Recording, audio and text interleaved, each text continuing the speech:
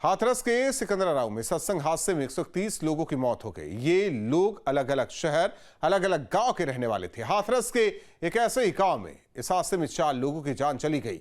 हादसे के बाद गांव के लोगों का क्या कहना है, इसको लेकर हमारे सहयोगी ने गांव के लोगों से बातचीत की। हाथरस में सत्संग के दौरान हादसे में 123 जिंदगियां मौत के काल में समा गईं। इस वक्त हम हाथरस के सोखना गांव में मौजूद हैं। यहां पर तमाम लोग बैठे हुए हैं, इनसे हम चर्चा करेंगे इस पूरे विषय पर। इस गांव में 4 लोगों की मौत हुई है, जिनमें से एक परिवार के ही 3 सदस्य उस भगदड़ में मारे गए, जबकि एक अन्य महिला इसी गाँव की उस भगदड़ में मारी गई, यानी कि भगदड़ के दौरान उनकी भी मौत हो गई। उसके बाद बाबा को लेकर क्या सोचना है, क्योंकि ये बताया जाता है इस गांव में बहुत से ऐसे लोग हैं जो बाबा को बेहद मानते थे। सबसे पहले मैं आपसे जानना चाहूँगा, आपका नाम क्या है? मेरा नाम का तो देवकी नंदन है। देवकी नंदन जी, सोखना गांव में कितने लोग हैं जो बाबा को मानते हैं? बैठ जाएंगे 25%। 25%। गाँव में कितनी आबादी है? गांव की आबादी तो होगी, क्या कहते हैं, 4-5 हज़ार की, 5 हज़ार की। 5,000 की आबादी, यानी कि देखा जाए तो 1,500 से ज़्यादा लोग बाबा को मानते हैं गाँव के अंदर। ना वो सभी ना मानते जाते रहे, कहते जाट लोग ही माने। अच्छा, और वहाँ में थोड़ा बहुत जगह, थोड़े बहुत मतलब और लोग हैं, क्या कहते हैं। तो क्यों मानते हैं? क्या क्या वजह है मानने की? क्या चमत्कारी शक्तियाँ हैं? जितना उनके अंदर कोई खूबी है, क्यों मानते हैं। आप मानते हैं? हम तो ना माने। आप नहीं मानते? क्यों, आप क्यों नहीं मानते हैं? अरे हम तो क्या कहते, एक बात आपको कहता, जो भीड़ में गए तो भाड़ा में गए, क्या कहते हमें क्या जरूरत है, हम तो घर बैठ के कहता नहीं हाथ जोड़ लेते हैं समझने के। तो बाबा में आपको लगता है चमत्कारी शक्तियाँ वगैरह इस तरह कुछ है? अरे हमें लगती तो हम जाते हैं ना, हमें तो कछु ना लगती, अभी घर बैठे। नहीं लगता था आपको? हमें तो कछु ना लगती, अपने मतलब यहीं हाथ जोड़ के हो तो है तो जयराम साहब, सब तो जयराम। गांव में कितने लोगों की मौत हुई है इस गांव के अंदर? 4 लोगों की भैया। 4 लोगों की। कोई गांव के अंदर दुख का माहौल है? दुख को मालूम तो इन लोगों ने बनाया तो है। गांव में दुख का माहौल भी है और ये बिल्कुल भी बाबा को नहीं मानते, इनका कहना है। और भी लोग हैं, उनसे बात करते हैं। बाबू जी, आपका नाम जानना चाहूँगा। राजवीर सिंह। राजवीर जी, बाबा को लेकर आपके क्या विचार हैं? जो सत्संग के अंदर भगदड़ हुई, इतनी ज़्यादा लोगों की मौतें हो गई और उसके बाद बाबा अब तक नहीं आए हैं। बाबा के बारे में किसी को पता भी नहीं है, बाबा है कहाँ? देखिए, बाबा के बारे में तो बाबा फरार चल रहे हैं। बाबा की तो उचित कार्रवाई होनी चाहिए, गिरफ्तारी होनी चाहिए। और ऐसा वहाँ कुछ नहीं है कि लोगों को लाभ मिले या फ़ायदा मिले, ये तो थोड़े भ्रम की बातें हैं। लोग जाने लग गए हैं, ऐसी कोई बात नहीं है वहाँ पर। जो ज़्यादातर अशिक्षित जनता है वो ज़्यादा जुड़ी हुई है। महिलाएं जो बिना पढ़ी लिखी हैं वो ज़्यादा जुड़ गई हैं, वो अपने बच्चों को भी ले जाती हैं और उसी का ये परिणाम है आज जो है। तो हाथरस में जो ये हादसा हुआ, हाथरस के सिकंदराबाद के अंदर, तो इसको किस तरह से आप देख रहे हैं? इसकी मुख्य वजह क्या मान रहे हैं? वो अंधविश्वास है, पूरी जो मुख्य वजह है अंधविश्वास। वहाँ पर मैनेजमेंट में भी तो कमियां रही होंगी, इतनी ज़्यादा भीड़ का वहाँ होना, ठीक तरह से मैनेजमेंट ना होना। ये मानते हैं आप कि प्रशासनिक अधिकारियों की भी कहीं चूक रही होगी कि उतना पुलिस फोर्स वहाँ होना चाहिए था, एम्बुलेंस की व्यवस्था जो कार्यक्रम में परमिशन लेने के दौरान होनी चाहिए वो होना चाहिए थी, सारी सुविधाएं? ऐसा देखिए, जो बाबा की जो आर्मी अलग है, तो वो जो हमारे राज्य की जो सिविल पुलिस है उसको वो आने नहीं देते। वो स्वयं अपनी व्यवस्था रखते हैं। ये किसने बताया आपको? ये हमने सुना है। अच्छा। हाँ, जो बाबा के भक्त हैं, अनुयायी हैं, उनसे सुना है। वो अपनी उन्होंने एक गरुड़ कमांडोज के नाम से बना रखी है, गोपिका के नाम से बना, और भी अन्य नामों से अपनी फोर्सेस बना रखी हैं, वही कंट्रोल करती हैं। अब वहाँ पर भीड़ ज़्यादा होने के कारण किसी भी तरह से भगदड़ मच गई और ये उसी का परिणाम है। बिल्कुल। तो आप चाहते हैं बाबा पे कार्रवाई हो? जी, जरूर होनी चाहिए, निष्पक्ष कार्रवाई हो। जो दोषी है उसको निष्पक्ष कार्रवाई होनी चाहिए, जो दोषी है उस पर कार्रवाई जरूर होनी चाहिए। आपका नाम जानना चाहूँगा। राम सिंह नाम है मेरा। राम सिंह जी, आप भी सोखना गांव के ही रहने वाले हैं, तो क्या कहेंगे गांव के अंदर जो मातम पसरा हुआ है, 4 मौतें इस गांव के अंदर हुई हैं, किस तरह से देखते हैं इस पूरे हादसे को? बहुत दुखी की बात है। ये 3 मौतें एक घर से हुई हैं और हम तो जाते नहीं हैं और न हम मानते हैं बाबा साहब। गांव में फिर बाकी लोग कैसे मानने लगे बाबा को? उसके पीछे की वजह क्या समझते हैं आप उसमें चेपेबाजी पड़ी, उसने उससे कह दी, उसने उससे। लेडीज ज़्यादा मानती हैं, लेडीज ज़्यादा जाती हैं, हम तो क्या कहते हैं? मतलब क्या चमत्कार के बारे में क्या बातें होते हैं? पाखंडबाज है, ढोंगबाज है, हम तो मानते नहीं। नहीं, बातें क्या होती थी उनके बारे में? किस तरह की चमत्कार की बातें? नहीं है, आप जाते ही नहीं थे? बिना नहीं जाते। गाँव से तो बहुत से लोग जाते हैं यहाँ से। पड़ोस में जाते हैं, बहुत से लोग जाते हैं। तो अब क्या वो लोग मानेंगे अभी भी या फिर छोड़ देंगे मानना इस घटना के बाद? साहब इस बात ही हम कह नहीं सकते, अब वो न माने तो फिर मत मानो। अब तुम्हारे सामने देखो कितना बड़ा हादसा हुआ है, 3 बॉडी एक घर से निकली है। अच्छा, एक सवाल यहाँ पर ये हो रहा है कि इतना बड़ा हादसा होने के बाद भी बाबा अब तक नहीं आए हैं, क्या उनको आना चाहिए था? कम से कम अपने भक्तों का हाल जानने के लिए आना चाहिए था। हाँ बिल्कुल आना चाहिए, जैसी उन्होंने सुनी तो आना चाहिए वापस। जब चेले पे अगर कोई मुसीबत पड़ती है, आप गुरु के बता रहे हैं, तो आपको आना चाहिए और देखना चाहिए अपने चेलों को। इन्होंने बहुत गलती की है, आई नहीं देख आई नहीं, गलती की है बाबा ने। उनको आना चाहिए था कम से कम, अपने अनुयायियों को जो वहाँ पहुँचे थे, जिनके साथ हादसा हुआ, जो घायल हुए, उनसे तो मिलना चाहिए था। ये गांव के लोग कह रहे हैं और गांव में बहुत से लोग हैं जो बाबा को मानते हैं। और भी लोग हैं, बात कर लेते हैं। आपका क्या नाम है? योगेंद्र कुमार। योगेंद्र जी, क्या कुछ कहेंगे इस घटना को लेकर? ये जो हुआ है गांव के अंदर, अब मातम सा पसरा हुआ है चारों तरफ, और गांव में अभी भी बहुत से ऐसे लोग हैं जो बाबा को मानते हैं। बाबा को मानने के पीछे की असल वजह क्या देखते हैं आप? कुछ नहीं, देखिए ये जो घटना हुई है ये बड़ी ही दुखद और दुखद नहीं है। इसमें घटना के बारे में खुद बाबा के सेवकों की और प्रशासन की बहुत बड़ी भूल रही है। जब इतना बड़ा तुम कार्यक्रम करा रहे हो तो प्रशासन को वहाँ होना चाहिए था। जब 80,000 की परमिशन ले रहे हैं, वहाँ 2-2.5 लाख आदमी जुट रहा है, तो उसका भी प्रशासन को ध्यान देना चाहिए। बीच में हाईवे था, उसका भी ध्यान चाहिए। अच्छा, ये आपने बहुत वैलिड पॉइंट एक उठाया कि प्रशासन की भी जिम्मेदारी बनती है। तो कार्रवाई प्रशासनिक अधिकारी पर होनी चाहिए या बाबा पर भी होनी चाहिए, या सिर्फ एक पर होनी चाहिए किसी? ये तो दोनों पे होना चाहिए। ये दोनों का कार्यक्रम, चूँकि उनकी भी खुद की आर्मी है और प्रशासन की भी। देखो, खाली इस पे नहीं कि प्राइवेट पे आप छोड़ दो, खाली बाबा की आर्मी पे पूरा डिपेंड छोड़ दो। देखो, तुम्हें भी तो देखना है, तुम सरकारी आदमी हो, तुम्हें भी तो देखना है भाई, कोई कैसा आदमी आ सकता है, कोई कैसा भी आ सकता है। तो आपको इनको भी तो देखना चाहिए कि हमारा कैसे संभालना है चार्ज। बिल्कुल, 80,000 की जब परमिशन थी तो 2.5 लाख के करीब आदमी वहाँ कैसे पहुँच गया? प्रशासन की जिम्मेदारी भी बनती थी कि वहाँ पर व्यवस्थाओं को मुहैया कराया जाए। पुलिस फोर्स वहाँ भेजना चाहिए था, ताकि अगर भगदड़ जैसा माहौल बनता तो स्थिति को संभाल लेने का काम पुलिस वहाँ पर करती। सिर्फ बाबा की आर्मी को दोषी ठहराना सही नहीं है, ऐसा इनका कहना है। आपका क्या नाम है बाबूजी? सुनहरी सुनहरा लाल जी, क्या कहेंगे गांव के अंदर जो माहौल अब हो गया है मातम का घटना के बाद से, और बाबा अब तक नहीं आए हैं सामने? आना चाहिए था बाबा को, देखना चाहिए अपने। आप मानते हैं बाबा को? हम नहीं मानते। बाबा के बारे में क्या मान्यता है? हमारी मान्यता है कि उनको आना चाहिए, वो तो देखने चाहिए अपने जितने उनके अनुयायी हैं। अब जब वही खत्म हो जाएंगे तो बाबा का यहाँ का कर लेंगे। जब आएंगे, जब बिल्कुल ही सबरी खत्म हो जाएंगे तो। चमत्कार है बाबा में कुछ या नहीं? क्योंकि 2.5 लाख लोग अगर पहुंच रहे हैं तो कुछ ना कुछ तो होगा बाबा में। ना कछु ना, ऐसा हमारे दिमाग में तो है ना, ऐसी बात नहीं है। आप आगे आइए, थोड़ा आप कुछ बताना चाह रहे हैं। क्या बता रहे हैं कि बाबा में चमत्कार आप मानते हैं? नहीं, कुछ नहीं, अंधविश्वास है सब। कुछ नहीं, कुछ नहीं। जब इतने लोग खत्म हो गए, जब सरकार आ रहे हैं, सब लोग आ रहे हैं, तो उनका आना जरूरी था ना यहाँ पे।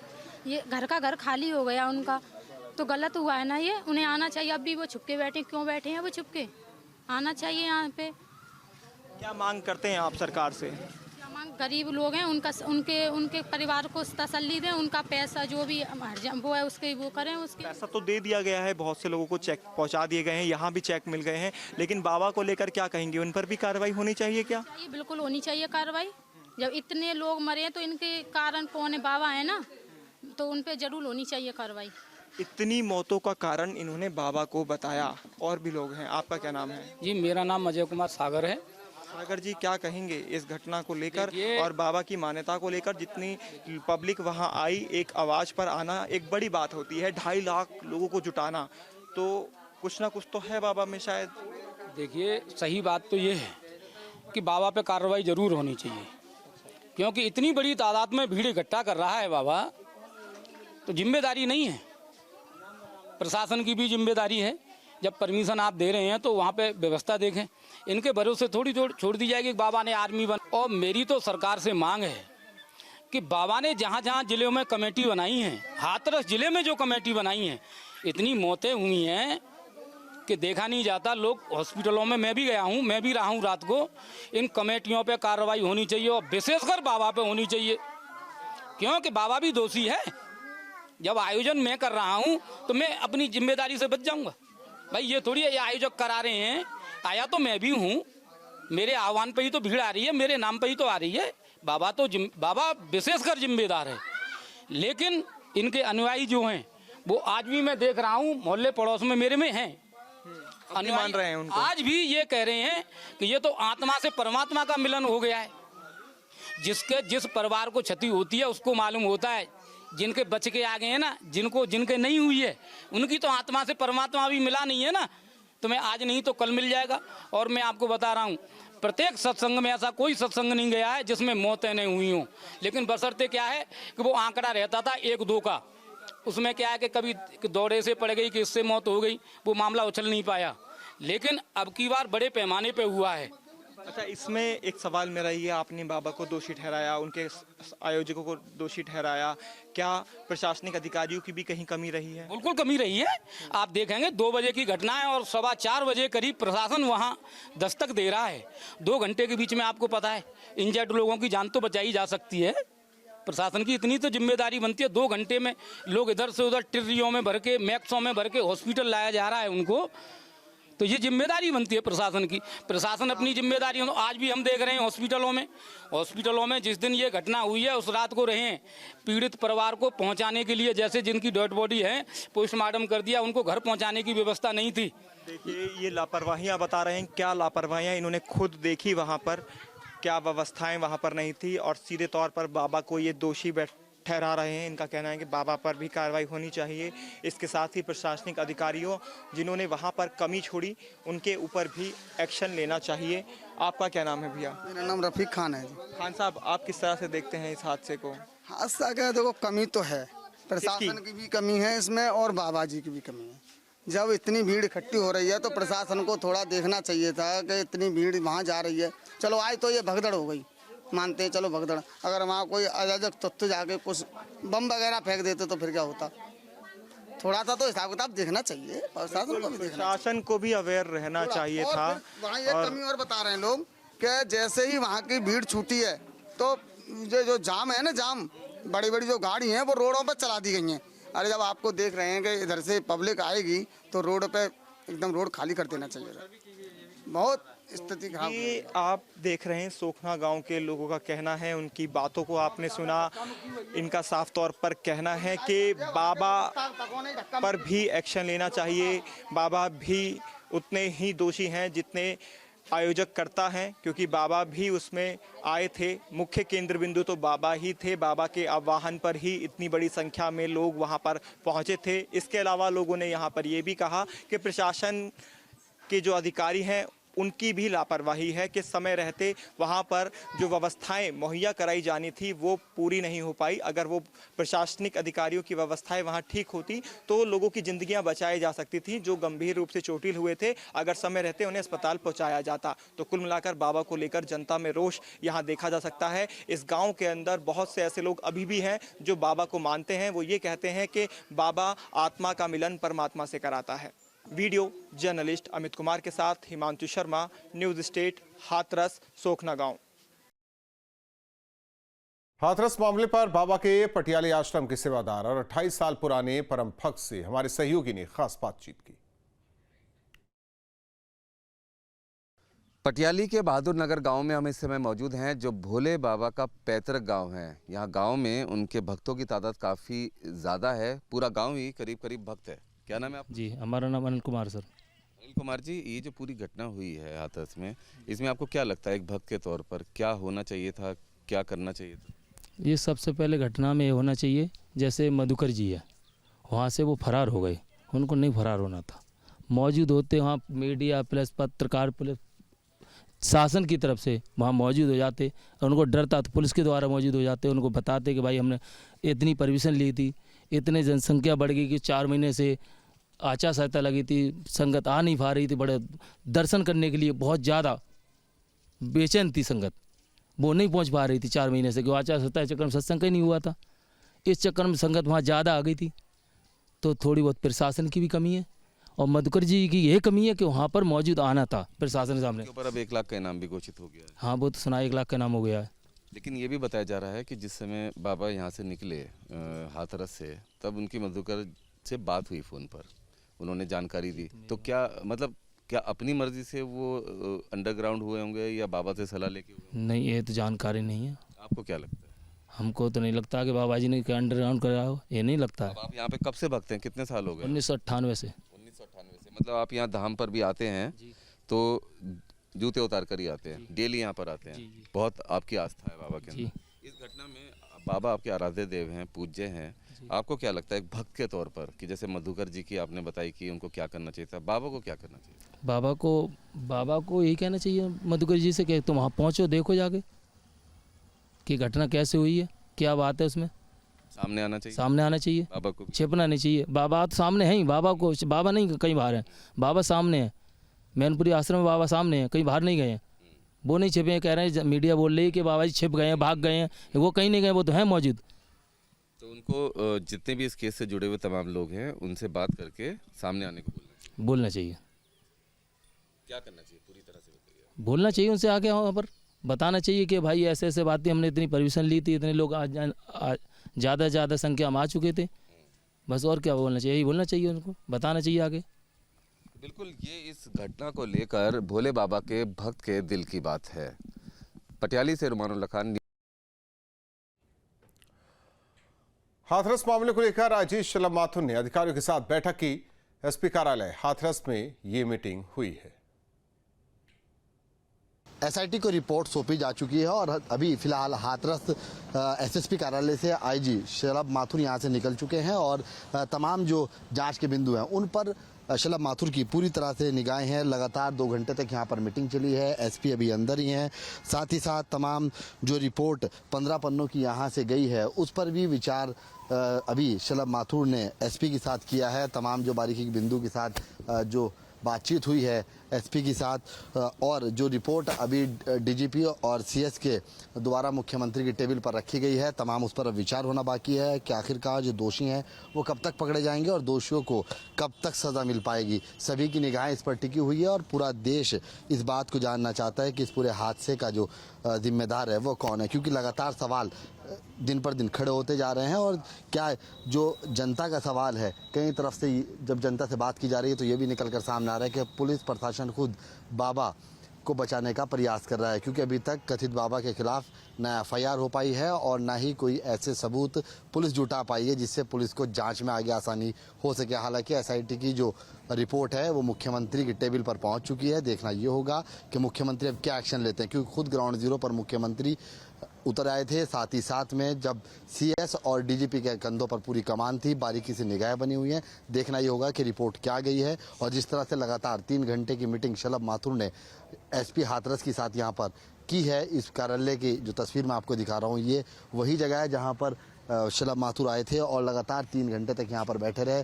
ठीक सामने एसपी जो हाथरस हैं उनका रूम है, वहाँ पर लगातार बैठे रहे, लगातार बातचीत चलती रही। क्या कुछ निकल के सामने आने वाला है ये तो आने वाला वक्त बताएगा। लेकिन अभी पुलिस के हाथों से जो मुख्य सेवादार हैं वो काफ़ी दूर हैं। भले ही चाहे एपी सिंह जो अधिवक्ता हैं मुख्य आरोपी के, उनका बयान सामने आ गया हो और भले ही उन्होंने कहा हो कि वो हार्ट अटैक के पेशेंट है, अस्पताल में भर्ती हैं, लेकिन पुलिस अभी तक उस अस्पताल तक भी नहीं पहुँच पाई है।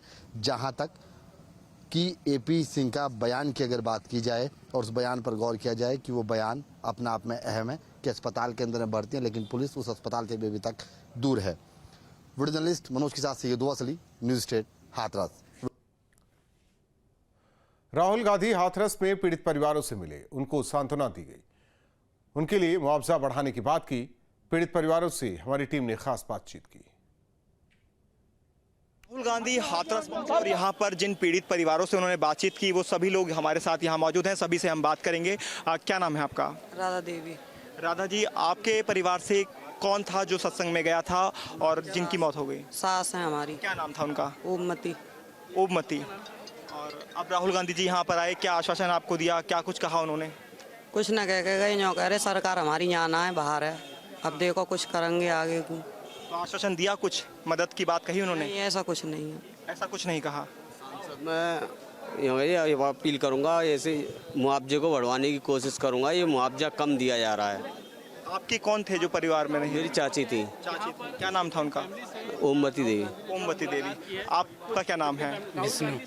आपसे भी मुलाकात हुई? राहुल गांधी जी ने आपसे भी बात की? यही बात ही थी भैया वही का। अच्छा, और जो परिवार है आप एक ही परिवार के साथ हैं सभी लोग? तो ये सभी एक ही परिवार से थे। इन्होंने बताया, ओमवती देवी, इन्होंने अपने परिवार को खोया है और खोने के बाद राहुल गांधी यहाँ पहुँचे। उन्होंने कहा कि वो मुआवजे को बढ़वाने की जो मांग है वो यहाँ पर करेंगे और मुआवजे की मांग वो रखेंगे इस मुद्दे को कि बेहद कम मुआवजा दिया जा रहा है। तो इस बात को यहाँ पर जो पीड़ित परिवार हैं वो कहते नज़र आए साफ तौर पर, और जो लोग हैं उनसे भी हम बात करेंगे। ये तमाम जो लोग हैं वो पीड़ित परिवार ही के सदस्य हैं जो यहाँ पर पहुँचे हैं। राहुल गांधी ने इन सभी से मुलाकात की, इनका दुख दर्द बांटा और दुख दर्द बांटने के बाद जो बातचीत हुई उसको अब ये यहाँ पर बयां कर रहे हैं। और उन्होंने बताया कि राहुल गांधी ने कहा है कि मुआवजा बढ़ाने की मांग को वो रखेंगे ताकि ज़्यादा से ज़्यादा उनको मदद मिल सके। वीडियो जर्नलिस्ट अमित कुमार के साथ हिमांशु शर्मा, न्यूज़ स्टेट, हाथरस। नोएडा में मौजूद कथित बाबा के अवैध आश्रम को लेकर जिला प्रशासन की जांच लगभग पूरी हो गई है। आपको बता दें कि बिना नक्शा पास कराए डूब इलाके में आश्रम बनाया गया है। करीब 3 बीघा जमीन पर बने आश्रम के पास 30 कमरे बनाए गए हैं। इस आश्रम में 35 दिन कथित बाबा रुका था। हाथरस में सत्संग के बाद हुई भगदड़ में तकरीबन 122 लोगों की मौत हो चुकी है। कई लोग ऐसे हैं जो अस्पतालों में जिंदगी और मौत के बीच जूझ रहे हैं। बाबा की अलग अलग जगहों पर प्रॉपर्टी है और किस किस तरीके का कारोबार है उसको लेकर लगातार खुलासे हो रहे हैं। नोएडा की बात की जाए तो नया गांव में एक आश्रम मौजूद है। इस आश्रम को लेकर नोएडा प्राधिकरण और जिला प्रशासन ने अपनी जाँच शुरू की थी जो तकरीबन पूरी हो चुकी है। आश्रम की तस्वीर मैं आपको दिखाऊँ। सुख सुविधा सबसे पहले यहाँ पर दिखाते हैं क्योंकि इस इलाके में डूब इलाका कहा जाता है और यहाँ पर तमाम जो निर्माण है उनको अवैध कहा जाता है। तो जनरेटर अब देखिए, क्योंकि बिजली ऐसे इलाकों में नहीं दी जाती है, बिजली विभाग के सामने कई गाइडलाइन है। जिलाधिकारी ने साफ तौर पर डूब इलाके में बिजली न देने के आदेश पिछले दिनों दिए थे। उसके बाद यहाँ बाबा को किसी तरीके की समस्या ना हो, लिहाजा जनरेटर के साथ साथ ये बड़ा जो भवन है ये बनाकर तैयार किया गया था और इसी भवन में बाबा तकरीबन 35 दिन तक रहे और उनके तमाम जो भी भक्त थे वो यहाँ आया करते थे। और इस दरवाजे की जो मैं तस्वीर दिखा रहा हूँ, इसी पर माथा टेक कर अगर बाबा के दर्शन ना हो तो यहाँ माथा टेकने के बाद अपना जो भी मनोकामना होती थी वो मांगा करते थे। इसके बगल की अगर तस्वीर दिखाएं तो टीन सेट बनाया हुआ है। इस टीन सेट के अंदर भी एक जो दरबार है उस दरबार लगाने की यहाँ जगह बनाई गई है और हर एक शनिवार और रविवार को यहाँ पर पूजा कीर्तन किए जाते हैं। जो भी आसपास के भक्त हैं वहाँ यहाँ पहुँचते हैं। इसके बगल में अगर आगे की तस्वीर दिखाएं तो तालाब है, यानी इस पूरे गाँव का जो पानी है वो यहाँ पर आता है। ऐसे तालाबों को संजोए रखने के लिए एनजीटी ने पिछले दिनों आदेश दिए थे और जिला प्रशासन द्वारा कई तालाबों को यहाँ पर संरक्षित भी किया गया, लेकिन इस तालाब की ज़मीन पर अवैध अतिक्रमण यहाँ साफ तौर पर देखा जा रहा है। अब इस आश्रम की अगर जांच की बात की जाए तो नोएडा प्राधिकरण के सीईओ और जिला अधिकारी द्वारा आदेश दिए गए थे कि इस निर्माण को लेकर यहाँ जांच की जाए कि इस निर्माण को अवैध रूप से जो बनाया गया उसके पीछे जिम्मेदार कौन है, ये ज़मीन किसकी है और कितनी कुल ज़मीन पर इस निर्माण को किया गया है। तो प्राधिकरण की जाँच तकरीबन पूरी हो चुकी है। जिला प्रशासन की जाँच आज दोपहर तक पूरी होने की उम्मीद है और इसके बाद यहाँ पर इसको सील करने की कार्रवाई या बुलडोजर चलाने की कार्रवाई जल्द जिला प्रशासन और प्राधिकरण की तरफ से देखी जा सकती है। वीडियो जर्नलिस्ट संजय कुमार के साथ अमित चौधरी, न्यूज स्टेट, नोएडा। वाराणसी में बढ़ रही आपराधिक घटनाओं के बाद पुलिस आयुक्त मोहित अग्रवाल ने सख्त कार्रवाई की है। पुलिस कमिश्नर ने एक के बाद एक थानाध्यक्षों को निलंबित किया तो दूसरी तरफ दोषी पुलिसकर्मियों के खिलाफ बर्खास्तगी की भी बात सामने आ रही है। निर्देश हैं पूरे जनपद के सभी थानाध्यक्षों को, कहीं पर भी भ्रष्टाचार की या आम पब्लिक को के साथ अभद्र व्यवहार करने की या उनकी कंप्लेंट्स को ना सुनने की अगर कहीं से भी शिकायत आएगी तो ऐसे थानाध्यक्षों के विरुद्ध कड़ी कार्रवाई की जाएगी। इसके लिए मुख्यालय स्तर से कुछ गोपनीय टीमें बनाई गई हैं और जो सूचनाएं आती हैं उनको गोपनीय रूप से वेरीफाई कराया जा रहा है।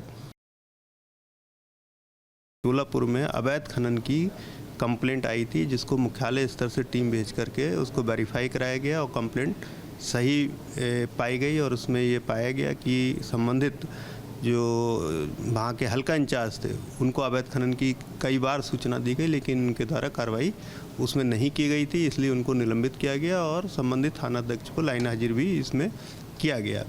इसी तरह से अन्य थानों में जन सुनवाई में हीला हवाली को लेकर के 2 चौकी इंचार्जों को भी निलंबित किया गया है। वाराणसी पुलिस कमिश्नरेट ने पिछले कुछ ही दिनों में लगातार कई थानाध्यक्षों को सस्पेंड कर दिया तो कईयों को हटा दिया और 1-2 ऐसे भी पुलिसकर्मी हैं जिनकी बर्खास्तगी के लिए भी कमिश्नर ने पत्र लिख दिया है। उनका कहना है कि जो जनता का साथ नहीं देगा उसके साथ ऐसी ही कार्रवाई होगी। हमारे साथ बनारस की आम जनता है। क्या लगता है कि चुनाव के बाद इस तरीके से कार्रवाई हो रही है, इससे आप लोग कितना संतुष्ट? देखिए, इसको और पहले होना चाहिए था, क्योंकि आप देखिए एक तरफ हमारे गृह मंत्री कह रहे हैं कि आईपीसी और सीआरपीसी हटा के हम भारतीय न्याय संहिता की परिधि रख रहे हैं। भारतीय न्याय संहिता का अर्थ ही है कि भारत के नागरिकों को न्याय मिले, परंतु यहाँ की जो पुलिस स्टेशन है, यहाँ के जो आपके तंत्र हैं या जो एडमिनिस्ट्रेशन है, वो लगातार जनता को वो परेशान कर रहे हैं। फैसला तो सही है, पर अगर ये जब तक ग्राउंड रियलिटी पे पूरी तरह से ना दिखे पाए तो हम इसे कैसे मान लें। हमारी कई बार से ऑर्डर्स तो दे दिए थे कमिश्नर, पहले भी कमिश्नर थे जो कह तो देते थे ऐसी चीज़ें होंगी, पर ऐसी चीज़ जब तक अगर सामने ना आए, जनता को दिखे ना, तो हम लोग कैसे विश्वास करें कि चीज़ें आगे भी होंगी। पर जब नया कानून आया इस भारत देश में तो हम उम्मीद करते हैं कि चीज़ें आगे और भी बदले। और कानून के आने से व्यक्ति को अपने हक के लिए आप कानून की सहायता के लिए जो जैसे हम पहले जाते थे, जिस प्रकार से अब कानून में इस तरीके के फेरबदल हो रहे हैं और लोगों के ऊपर कार्रवाई की जा रही है, तो निश्चित तौर पे इसका लाभ आम जनता को मिलेगा। क्योंकि कोई भी प्रदेश जो भी एडमिनिस्ट्रेशन होता है, उनका जो मूल कर्तव्य होता है वो जनता की सेवा के लिए होता है। मिल सकता है, लेकिन जो थानाध्यक्ष या पुलिस प्रशासन है या फिर सरकार है, देखिए चीज़ें तो होती है, लेकिन धरातल पे मुझे लगता है कि कहीं ना कहीं वो चीज़ें कहीं रह जाती है, पूरी नहीं हो पाती है। कभी देखते हैं पुलिसिय कार्रवाई बहुत अच्छा होता है, बहुत खुश होता जनता, कभी कभी वही जनता पुलिस के खिलाफ आंदोलन पे उतर जाती है, इसीलिए क्योंकि जो चीज़ें बदलाव होनी है वो सिर्फ कागज़ों पर रह जाती है। तो मुझे लगता है अगर ऐसा है और धरातल पर रहे तो बहुत अच्छा रहेगा। लोग कहते हैं कि जो सस्पेंशन हुआ है उससे उन्हें खुशी है कि जो सुनवाई नहीं कर रहे हैं वो अब दूसरे थानेदार सुनवाई करेंगे, पर उनका ये भी कहना है कि ये चीज़ें ज़मीनी हकीकत में जारी रहनी चाहिए ताकि पुलिस भी जो आम जनता की सेवा के लिए है वो अपना कर्तव्य समझती रहे। वीडियो जर्नलिस्ट शिवा मिश्रा के साथ सुशांत।